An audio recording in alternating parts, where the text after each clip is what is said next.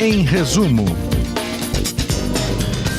Olá, estamos iniciando neste segundo semestre o programa Em Resumo, produzido aqui pela Rádio UFSCar. Eu sou Ronaldo Gomes, apresentador e entrevistador, e estou recebendo aqui um amigo conhecido já de longa data, que é o professor Marcos Martinelli.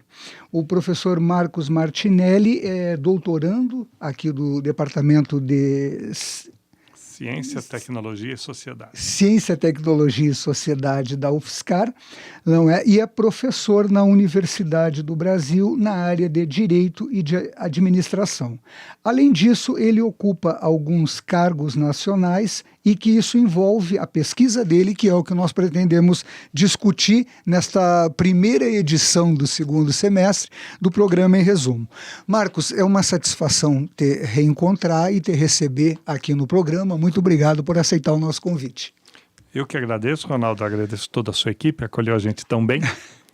E é legal, porque eu acabei, por essas coisas difíceis de explicar, formado em Direito, acabei mexendo com o tema Ciência, Tecnologia e Inovação. Perfeito. Essa experiência com essa temática me levou a ser vice-presidente de um fórum nacional que discute ciência, tecnologia e inovação, especialmente no âmbito das pequenas e médias cidades brasileiras. E essa participação no fórum me fez também ser convidada para tomar um assento como suplente, é verdade, mais uma das duas pessoas que representam o fórum no Conselho Nacional de Ciência e Tecnologia. Perfeito. E o tempo passa e eu estou nesse fórum nacional desde 2011. Quer dizer, já são 7 anos. 7 anos. E nada mais, nada menos, é o coletivo que dá assessoramento ao presidente da República, qualquer que seja ele. Perfeito. Então, assim, eu faço parte desse colegiado. Nesse caminho de 8 anos, eu me aproximei do tema cidades inteligentes, posteriormente cidades inteligentes e humanas, e venho desenvolvendo. Já desenvolvi o mestrado como sistemas locais de inovação e o doutorado como cidades inteligentes e humanas. Perfeito. Então, participo de alguns coletivos, ainda do Conselho Nacional, e estamos na reta final do doutorado, já pensando, escrevendo a tese, que é um trabalho, você sabe, de indas e vindas, da pesquisa, e entusiasmado aí até fevereiro do ano que vem concluir esse doutorado. Perfeito. Marcos, eu queria te pedir que tu resgatasse para nós, assim, para os ouvintes, esse conceito de cidades inteligentes. Ok. Tu já havia mencionado na nossa conversa antes da entrevista que esse conceito tem uma espécie de uma evolução, de transformação ao longo de um tempo. Então, eu te pediria para nos explicar o que são cidades inteligentes, o que caracterizariam as cidades inteligentes. Tá bom. Assim, se a gente for pensar na linha dos urbanistas, a gente vai voltar lá na Idade Média, talvez nos gregos, para entender a polis, como que a cidade ela se apresenta como uma solução humana para problemas, né, de aumento de população e de ter acesso e dominar a natureza. Mas pulando, né, séculos, nós caímos ali mais ou menos nos anos 80, dos anos 70 para os anos 80, uma discussão sobre sustentabilidade. Então, nós já tínhamos um problema apontado que de 70 a 80 já havia uma discussão muito importante sobre sustentabilidade e bastante sobre a sustentabilidade das atividades humanas em ambiente urbano. Perfeito. E, então, o termo desenvolvimento sustentável, ele ganha força, né, nos anos 70, nos anos 80, para pensarmos alguma coisa que fosse capaz de dar melhor qualidade de vida, preservar a natureza, melhorar a mobilidade, etc., etc., e conservar energia, economizar água, quer dizer, tudo isso que tem a ver com desenvolvimento sustentável. Quando chega os anos 90, populariza-se o fenômeno da internet. Então, além de ser desenvolvimento sustentável, entra esse elemento importantíssimo hoje, no dia a dia, mas nos anos 90 eram os primórdios, que era o desejo das comunidades em estar vivendo em locais, em cidades que estivessem conectadas. Então, naqueles anos 90, surgem os termos como cidade digital ou cidade conectada. E soma-se a isso, a todas ainda os nossos desejos que viver em cidades sustentáveis, que estejam conectadas, que tenham acesso à grande rede mundial de computadores. Mais alguns anos, as cidades, então, elas passam a ter uma outra discussão. Quer dizer, ora, essa tecnologia toda a serviço de quem? Né? Essa tecnologia só a serviço do entretenimento? Só a serviço da educação? A serviço de quem? Então, com a explosão da internet 2.0, que se falou, que era uma internet, então, de via de mão dupla, o próprio cidadão, não só agora ele olhava para a internet, como ele também alimentava a internet. Então, surgiram outros pensadores dizendo, olha, está nascendo algo que é uma outra cultura, o que se chamou de cybercultura. Ou seja, temos gerações nascendo numa cultura onde internet e conexão não é novidade. Temas como sustentabilidade não são novidades, são já conceitos culturais onde se nasce nesse caldo de cultura. Então, quando isso acontece, o Brasil também está passando, isso no mundo todo, o Brasil está passando por um momento muito interessante, que era pós-Constituição de 1988. Perfeito. Então, para você ter ideia, o primeiro cidadão que teve presidente da República que teve uma conexão com internet decente foi o Collor, né? Então, estamos falando aí de 91, 92. Isso. Então, o Brasil estava ali passando por uma mudança muito grande, nos entendendo que o município era um ente federativo importante, que ele poderia se meter em assuntos que antes eram reservados só para o Estado ou para a União. Perfeito. No mesmo tempo que o mundo estava discutindo sustentabilidade, conexão, uma internet que ninguém sabia direito como seria, mas seria avassaladora. Então, desse processo todo, houve um conjunto de municípios brasileiros que resolveu se organizar para defender ciência, tecnologia nos municípios. Perfeito. Por quê? Ciência, tecnologia e inovação não era assunto de município, de prefeito. Era assunto de secretário de Estado, de Ministério da Ciência e Tecnologia. Prefeituras não tinham, raramente tinham, discussões sobre esse tema. Então aí nós fomos pegando essa onda. Internet surgindo, o mundo discutindo temas novos. No Brasil, o município sendo autorizado pela Constituição Federal a entrar nesses temas, porque antes não... E uma safra de prefeitos que queriam inserir os seus municípios numa economia dita globalizada. Perfeito. Né? E essa globalização se dá através da comunicação, da conexão com as coisas. Bem, passa então isso na década de 90 e entramos nos anos 2000. Nos anos 2000, temos aí uma outra mudança. O jeito de produzir pela divisão mundial do trabalho, e agora com a conexão da internet, e agora com informação compartilhada, passou a ser um jeito de produzir diferente. As cidades perceberam também que a competição socioeconômica ou econômica não se dava mais, não se resolvia mais, por exemplo, criando um distrito industrial na cidade. Não era mais o caso de fazer um loteamento e atrair algumas indústrias para gerar emprego, impostos e renda naquele município.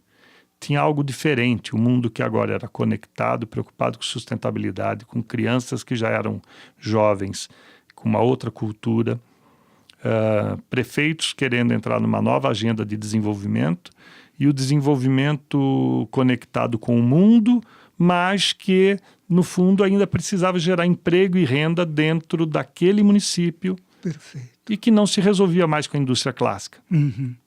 Então surge nos anos 2000, 2010, economia criativa, inovação, a indústria do entretenimento. E então, esse monte de mudanças em 30 anos, em algum momento começou a fechar o pacotinho. Falou, olha, como é que vamos fazer com... Isso não pode deixar solto sem que nós pensemos nisso. Então, as cidades agora, elas não mais só serão máquinas de morar, né? Que era um conceito mecanicista, né? Porque as cidades, para quem está nos ouvindo, por muito tempo foi entendido como uma máquina. Era uma máquina, uma peça, uma máquina grandiosa, né? Onde as pessoas cumpriam funções para o funcionamento dessa máquina. E essas funções, elas é como se você ser uma engrenagem dentro de uma grande máquina. Acontece que 2010 para frente, isso ruiu. As cidades são entendidas hoje como adensamentos de pessoas que querem viver já, agora, ter acesso a tudo, imediatamente por um apertar de botão ou por uma webcam, ele sabe, ou pelo seu tablet, pelo seu celular, ele sabe exatamente o que está acontecendo no mundo todo. E a cidade, para suprir as pessoas de soluções para esse contexto, elas têm que ser mais inteligentes. Perfeito. Inteligentes na dimensão de ter muita coisa automatizada, mas inteligente também na dimensão de parar de fazer coisas burras, né? Popularmente dizendo. Porque as cidades, elas ainda são organizadas por uma burocracia que é do século XVI, século XVII. Nós somos muito cartoriais ainda. Nós precisamos ter autorização, uma autoridade que nos permita fazer as coisas o tempo todo. O jeito que a gente faz as leis. Então, as cidades estão agora discutindo o seguinte, como é que a cidade fica mais inteligente? Né? Automatizar semáforos, para dar um exemplo, e criar uma onda verde para facilitar a fluidez de trânsito. Isso é elemento de uma cidade inteligente? Sim. É importante. É uma tecnologia já dominada há 50 anos e que não há nenhuma dificuldade de fazer isso técnica. Mas que muitas cidades ainda não fizeram. Mas isso é apenas um pequeno item de uma cidade inteligente, né? Então, quando você pega uma cidade que tem um montão de semáforo, mas não consegue produzir uma onda verde, não é por falta de tecnologia. E nem é alta tecnologia. É falta de inteligência humana para administrar aquele sistema. Para tornar uma coisa possível. Perfeito. Né? Quando nós temos um radar olhando a placa do seu automóvel, não importa se você passa a 10 km por hora ou a 100 km por hora, a tecnologia consegue identificar o carro, a placa, o horário, a velocidade. Se vacilar, a fotografia tem até o rosto do condutor. Até o rosto do condutor, perfeito. Isso é uma tecnologia já dominada, né? Tanto que quando a gente passa num radar, a gente é multado e recebe em casa a multa. Perfeito. A discussão acadêmica é, essa tecnologia que é tão fantástica, eu só uso ela para multar as pessoas? Por que eu não uso dessa tecnologia para outras finalidades também, em favor do cidadão e não contra o cidadão? Perfeito. Acho que um ponto que me incomoda pensar, Marcos, é a questão do transporte público. Eu estava procurando uma maneira de te pedir para pensar junto conosco a respeito disso. Como se encaixa a questão do transporte público nesse conceito de cidade inteligente? Desculpa se eu atropelei a pergunta, mas eu estou pensando no nosso ouvinte, porque agora mesmo eu vim de ônibus do centro para cá, eu fiquei 1 hora esperando um ônibus para UFSCar. Então, esse conceito de cidade inteligente passa também por essa dimensão do gerenciamento das possibilidades de transporte públicos em cidades, sobretudo de médio e grande porte? Sim, se eu for cair aqui na tecnicidade, talvez o primeiro elemento que é unanimidade entre todos os autores é que a mobilidade urbana é o primeiro objetivo, seria um dos primeiros objetivos de uma cidade inteligente. Perfeito. É possível você, pelos sistemas hoje de GPS, você sabe ônibus, horário, ponto, lotação, vaga onde eu posso estacionar ou não. Então, essas tecnologias são possíveis. Perfeito. Né? Mas dizer isso, como eu estava te dizendo, dizer que cidade de Singapura é uma cidade inteligente, ou Nova York, ou que o Rio de Janeiro foi considerado cidade inteligente sobre alguns aspectos, quer dizer, torna a discussão um pouco árida. Vou falar de Dubai, trazer exemplos aqui para o teu vídeo de Dubai. Não nos serve para a realidade brasileira. Perfeito. Eu tenho que dizer para o prefeitinho, através dessa pesquisa, ela tem que ser útil para um prefeitinho lá de uma cidade de 100, 200 mil habitantes, que é uma cidade média, mais média pequena. O que ele consegue agora mexer para que o trânsito da sua cidade seja melhor? Perfeito. Né? Quais tecnologias já estão dominadas e, por estarem dominadas, são baratas para que eu torne minha cidade inteligente? Perfeito. Nós temos um defeito de achar que tudo que é inteligente, high-tech, ou seja, tecnologia top, cara, recém-lançada, é a melhor solução. Nas pesquisas estão dizendo que as cidades que estão superando suas dificuldades e entrando para o conceito de cidades inteligentes e humanas, elas estão usando tecnologias muitas vezes de 20, 30 anos atrás. Mas estão usando bem essa tecnologia. Ok. Tá certo? Ok. Aposta-se muito em sensoriamento da cidade. Né? A linha mestra, basicamente, é que nós já temos mais sensores no mundo do que seres humanos. Uau! Nós estamos com 7 bilhões de pessoas e existem muito mais que 7 bilhões de sensores instalados no mundo. Então, um semáforo, ele pode cumprir a função de semáforo, mas ele pode ter sensoriamento para onda verde, para saber se o carro passou excesso de velocidade, se o carro está licenciado, se multa, se não multa, se fecha o semáforo porque tem pedestre esperando ou não. E nós não conseguimos ainda um básico de tornar a cidade inteligente para usar a tecnologia barata, já dominada. Perfeito. Uma das teses que a gente tem na discussão é que todo poste de energia elétrica deveria cumprir outra missão que não fosse além de sustentar fio e um braço com uma lâmpada. Perfeito. Quer dizer, porque nós temos no Brasil postes que poderiam ter sensores dos mais variados, dos mais criativos, e distribuir, por exemplo, internet e conexão pelos postes de energia elétrica. Né? Eles fazem uma rede, um smart grid, uma grade de energia natural que seja já instalada aqui para você cobrir a cidade toda com sinal de internet usando os postes de energia elétrica. Perfeito. Isso já é consenso. Isso é fácil, isso é barato, né? Mas precisa ser dito, né? Porque daqui a pouco aparece um cidadão com um satélite de bilhões de dólares e te convence a ter um sinal via satélite, sendo que a solução, o IMAX, que pode ser conectado a qualquer poste da cidade, ela não foi incorporada ainda. Quer dizer, a tecnologia mais barata é abandonada e depois a gente compra a tecnologia mais cara, por conta dos interesses de mercado, comerciais, etc. Então, discutir cidade inteligente é como é que eu pego a tecnologia que existe e eu uso ela a favor do cidadão. Vou fazer aqui a provocação. A gente usa a tecnologia que existe, mas a favor do Estado, que é uma criação do cidadão. Então, o Estado usa melhor as informações, o Big Data, os dados do contribuinte, o dado da pessoa, ele usa melhor para os fins de manter o Estado. Mas usa pessimamente os dados do cidadão para melhorar o serviço para o cidadão. E aí a gente fala cidades sustentáveis, inteligentes e humanas.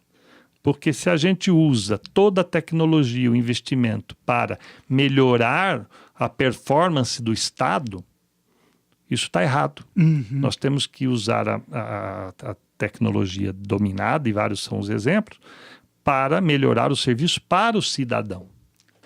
Perfeito. Eu tenho que pegar um voo em Viracopos no dia 6 de agosto. E eu estou pesquisando como chegar ao aeroporto de Viracopos no século XXI, com todos os meios tecnológicos disponíveis. Vocês sabem que quase que eu me convenço a montar no automóvel e ir para Belo Horizonte com o meu carro, porque o tempo... Nós somos tão ruins inteligentemente que o tempo de eu pegar um ônibus, descer na rodoviária em Campinas, pegar um outro ônibus, chegar no aeroporto, fazer toda aquela espera do aeroporto, montar no avião, fazer um voo de 1h15 minutos, chegar em Confins, depois me deslocar a Belo Horizonte, para depois ir a Nova Lima, onde tem um evento, tudo isso, ainda, se não fosse o cansaço, seria mais interessante eu ir de automóvel. Olha só. Embora o voo só seja 1h15 minutos. Então algo está acontecendo de errado que nós não conseguimos ainda usar inteligência, temos conhecimento, mas nós não conseguimos pôr esse conhecimento, essa inteligência ainda em benefício das pessoas. Perfeito. Das pessoas. Você me dizia que não conseguia usar uma linha de ônibus urbano para deixar o carro em casa e vir aqui no horário que... Isso acontece todo dia na cidade igual São Carlos, mas acontece no Brasil todo, né? Então, assim, nós temos que pregar que é possível sim, né? Que as cidades possam ser melhor pensadas, né? A partir de diversas somas de conhecimento, sejam urbanistas, sejam sociólogos, sejam matemáticos, sejam físicos, né? Sejam políticos, né? que é um conhecimento importante para organizar isso. Mas nós temos que entender que as cidades elas precisam se tornar inteligentes, primeiro, sustentáveis, né? As atividades sustentáveis, isso de forma inteligente, mas que não perca a humanidade. Se for para fazer algo que não beneficia as pessoas, é melhor que a gente não faça essa política pública. Porque a política pública ela tem que ser para as pessoas. Alguns exemplos inteligentes de cidades que já estão um pouquinho mais avançadas fora do Brasil. Nós temos, você sabe que usa o Facebook ou qualquer rede social, você sabe muito bem que eles conhecem os seus hábitos de consumo. Você quer viajar, o que você está querendo comprar, você recebe a publicidade, né? E esse Big Data está servindo para tudo. Quer dizer, nós temos exemplos lá que a literatura traz de cidades que descobriram obesidade, diabetes e melhoraram o atendimento de determinado bairro porque fizeram uma análise do Big Data, dos dados e o rastro que você deixa na internet, e uma empresa de análise conseguiu, pelo que se pesquisa, pelo que se consome, pelos hábitos, mapear, através de cores na cidade, aonde você tem uma pior alimentação. A hora que vai em campo, os sociólogos, os nutricionistas foram entender por que aquele bairro tinha mais evidências de que se não estavam doentes, iriam adoecer. E ali fizeram educação para mudar o hábito alimentar das pessoas. Olha que interessante, Tchê. E isso não é comprar equipamento. Isso não é coisa que está no computador. É inteligência com pessoas trabalhando. Sim, perfeito. Pessoas perfeito. trabalhando.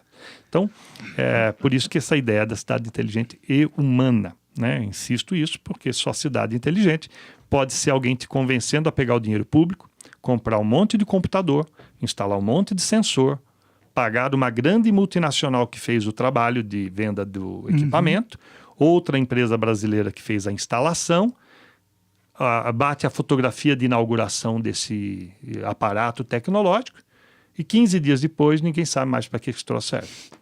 O que é bastante comum, e eu conheço alguns casos assim. Eu vivi uma experiência de ser secretário municipal de uma outra cidade, além de São Carlos, eu fui secretário municipal da cidade de Taquaritinga.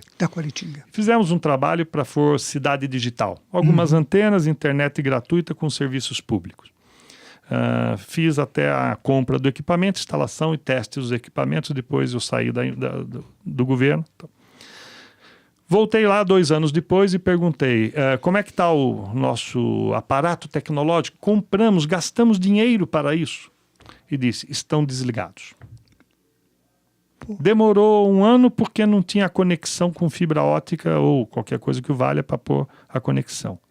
Funcionou um pouco em teste, depois desligou porque não tinha gente para manter aquilo funcionando. E daí a outra necessidade da gente discutir claramente.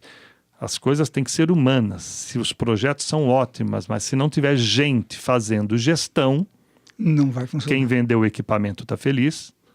O prefeito se promove através da foto da inauguração. As pessoas se entusiasmam, gastam o nosso imposto e depois de um pouco tempo ou sucateia esse equipamento ou efetivamente descontinua aquele projeto.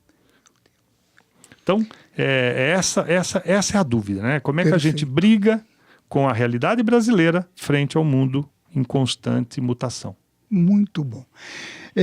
Marcos, eu gostaria de agradecer mais uma vez o teu aceite ao nosso convite. Nós dialogamos com o professor Marcos Martinelli a respeito do conceito de cidades inteligentes, e esse aqui é o programa Em Resumo, um programa que se ocupa de mostrar as pesquisas que são desenvolvidas na universidade, não só nos aspectos teóricos, mas práticos dessa pesquisa, na empiria mesmo, não é? Para comunicar aos cidadãos, à população são-carlense, o que é produzido, o que é discutido e como isso pode beneficiar as nossas vidas enquanto cidadãos. Mais uma vez foi um prazer te receber aqui. Eu agradeço ao ouvinte da Rádio UFSCar e aqueles que nos assistem também nas redes sociais. Um grande abraço e até a próxima edição do programa Em Resumo. 95,3 FM.